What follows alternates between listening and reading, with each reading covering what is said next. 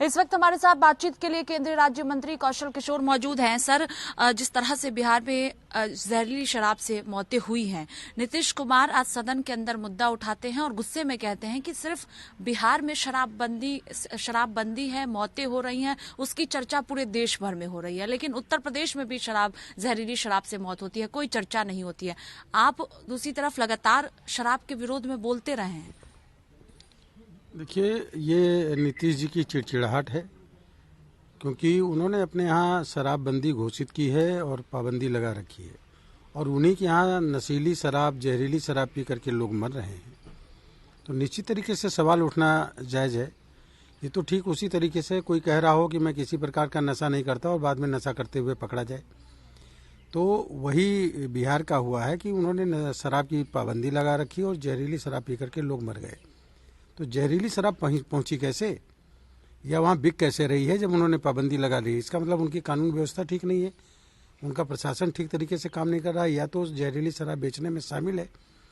तो दोषी इनडायरेक्ट में कहीं ना कहीं जो है प्रशासन है, और प्रशासन के साथ साथ में नीतीश जी भी दोषी हैं।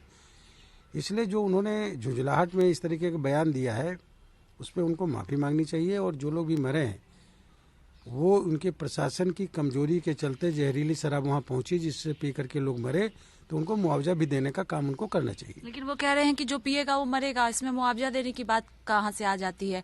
और अन्य राज्यों का भी उन्होंने जिक्र किया है, चाहे मध्य प्रदेश हो, हरियाणा हो, उत्तर प्रदेश हो, तमाम राज्यों का जिक्र नीतीश कुमार कह रहे हैं। तो आपको लगता है कि जो शराब से मौतें हुई हैं, जहरीली शराब से, उसमें मुआवजा मिलना चाहिए?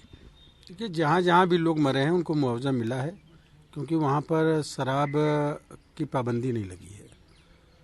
जहाँ भी जहरीली शराब पी करके लोग मरे, कुछ ना कुछ उनको मुआवजा वहाँ की सरकारों ने देने का काम किया है। नीतीश जी जो बात कह रहे हैं, तो चूंकि शराब की वहाँ पर पाबंदी है, फिर वहाँ शराब कैसे पहुँची? इसलिए दोषी कौन है? दोषी तो सरकार है। और अगर वो अपने इस पूरे प्रशासन को फेलोर मानते हैं, फेलोर है ही है, तो फेलोर मान करके फिर उनको इस्तीफा दे देना चाहिए।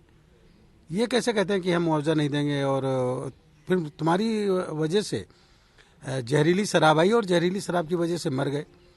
तो सवाल ये है कि शराब पर रोक लगाना ही मात्र एक उपाय नहीं है, और भी तमाम प्रकार के नशे हैं।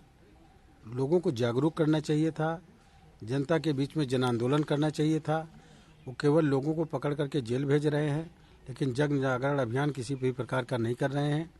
जब तक जन जागरण नहीं होगा, लोगों को नशे से होने वाले सामाजिक, आर्थिक, मानसिक और शारीरिक नुकसान के बारे में जब तक उनको नहीं बताया जाएगा, एक डर नहीं पैदा किया जाएगा, तब तक लोग नशे की तरफ जाना बंद नहीं करेंगे। आपको लगता है सर, जो नीतीश कुमार उत्तर प्रदेश का जिक्र कर रहे हैं कि जहरीली शराब से यूपी में भी मौतें होती हैं, लेकिन उस तरह से चर्चा नहीं होती है, आपको लगता है कि यूपी में भी ऐसी घटनाएं सामने आई हैं कई बार? देखिए, इस सवाल को केवल कोई नेता ही चर्चा नहीं कर रहे हैं, बल्कि मीडिया भी इसका चर्चा में लेकर के आई है, और लाना वाजिब है, इसलिए कि चूंकि वहाँ शराब पाबंदी हुई थी, बंद हुई थी। तो एक तरीके का मीडिया के ऊपर आरोप लगाने का काम कर रहे हैं कि चर्चा तो मीडिया के द्वारा ही लोग जान पाए, सब लोग ने, वरना कैसे जान पाते? लेकिन नीतीश कुमार यूपी को लेकर झूठ बोल रहे सदन के अंदर, आपको लगता है? निश्चित तरीके से यूपी को लेकर के या दूसरे प्रदेशों को लेकर के नीतीश कुमार झूठ बोल रहे हैं, और उनको सदन से भी माफी मांगनी चाहिए, पूरे देश से माफी मांगनी चाहिए। इससे हटकर एक सवाल है कि निवेश को बढ़ावा देने के लिए उत्तर प्रदेश सरकार के जो कई मंत्री हैं वो विदेश दौरे पर हैं इस वक्त, लेकिन अखिलेश यादव तंज कस रहे हैं और कह रहे हैं कि दिखावटी निवेश से उत्तर प्रदेश का विकास नहीं होने वाला है।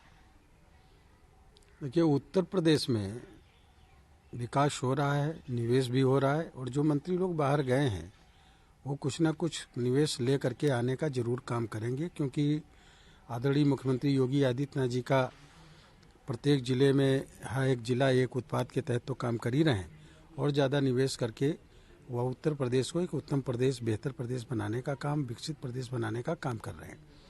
अखिलेश यादव जी ने अपने पीरियड में कोई काम उन्होंने नहीं किया, जिंदा लोगों के लिए काम नहीं किया, बल्कि मुर्दा लोगों के लिए कब्रिस्तान की बाउंड्री खिंचाई, कब्रिस्तान में हैंड पाइप लगाने का काम किए। मात्र 18,000 आवास गरीबों के पास किए, वो मिले कि नहीं मिले, लेकिन माननीय मुख्यमंत्री आदरणीय योगी आदित्यनाथ जी के पीरियड में 45 लाख से ज़्यादा लोगों को उत्तर प्रदेश में आवास दिए गए, तो एक विकसित उत्तर प्रदेश बनाने का काम योगी आदित्यनाथ जी कर रहे हैं। अखिलेश जी का काम है विरोध करना, इसलिए वो विरोध करने का काम कर रहे हैं। उनको जो विकास की समझ क्या है उसके बारे में उनकी सोच बेहतर नहीं है। बहुत शुक्रिया बातचीत के लिए। कैमरा पर्सन राहुल के साथ स्वाति पाठक, भारत समाचार।